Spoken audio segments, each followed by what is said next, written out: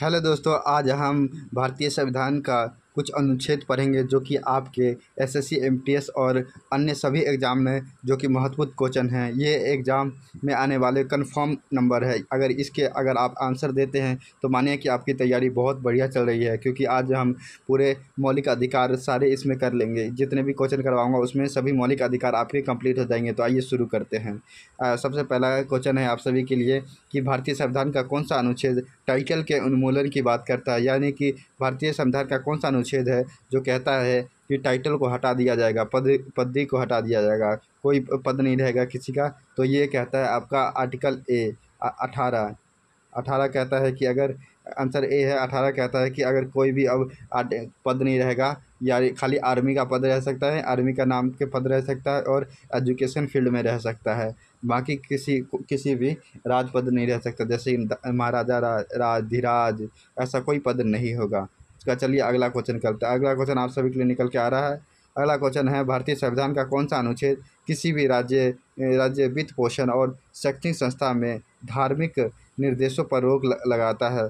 कौन सा ऐसा जो धार्मिक रोक लगाता है, वित्तीय और धार्मिक रोगों पर लोग लगाता है कि आप कोई भी सरकार है ना, वो धर्म के ऊपर पैसा खर्चा नहीं कर सकती। ये कौन सा आर्टिकल कहता है? तो इसका आर्टिकल का है आपको क्वेश्चन डी। इसका आंसर डी होगा, जो कि डी कहता है कि आप कोई भी सरकार जो धार्मिक संस्था पर पैसा खर्चा नहीं कर सकती अपने जेब से, नहीं कर सकती। 27 कहता है कि वो टैक्स नहीं ले सकती, कोई भी सरकार टैक्स नहीं ले सकती किसी भी धार्मिक आयोजनों पर।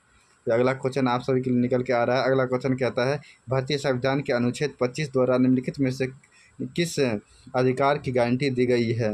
आपको बताना है किस अधिकार की गारंटी दी गई है अनुच्छेद 25 द्वारा। तो आप जानते हैं अनुपेज 25 क्या कहता है? 25 से लेकर 28 तक धार्मिक स्वतंत्रता की बात करता है। तो इसका आंसर हो गया आपका बी, की धार्मिक स्वतंत्रता की बात करता है। 25 से लेकर 28 तक धार्मिक स्वतंत्रता की बात करता है मौलिक अधिकार हमारा। फिर अगला क्वेश्चन आप सभी के सामने निकल के आ रहा है कि भारतीय संविधान का कौन सा अनुच्छेद किसी भी राज्य वित्त पोषण और शैक्षणिक संस्था में धार्मिक निर्देशों पर रोक लगाता है? धार्मिक निर्देशों पर रोक लगाता है, कौन सा है? तो इसके लिए हो गया अभी क्वेश्चन कहता है ये जो कि है आप सभी के लिए निकल के आ रहा है 28, यानी कि इसका आंसर डी हो जाएगा।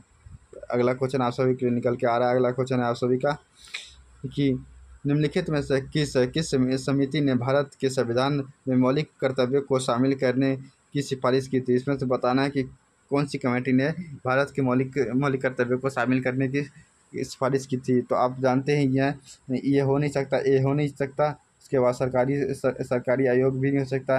ये स्वर्ण सिंह समिति ने जो कहा था कि अब मौलिक कर्तव्य को शामिल करना चाहिए भारतीय संविधान में, जो कि पार्ट 4A में शामिल किया गया।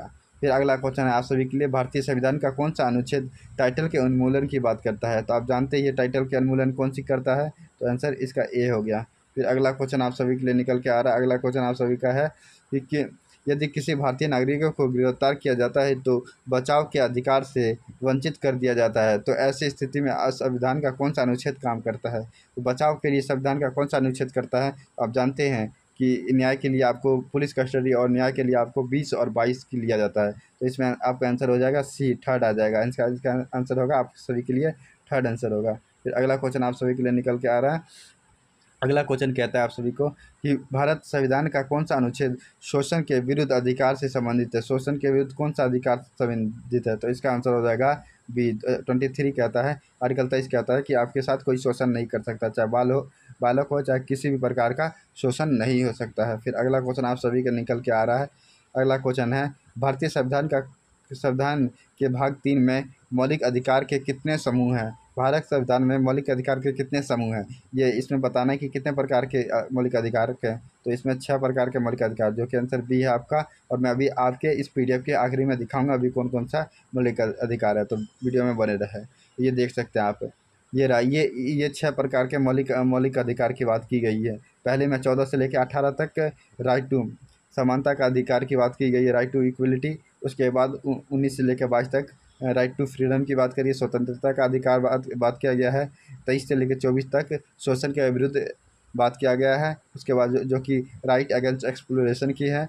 उसके बाद अगर 25 से लेकर 28 की बात करें तो ये धार्मिक स्वतंत्रता की बात की गई है। उसके बाद अगर बात करें 29 से लेकर 30 तक। तो कल्चर एंड एजुकेशन राइट की बात की गई, यानी संस्कृति एंड शैक्षणिक संस्था की बात की गई है।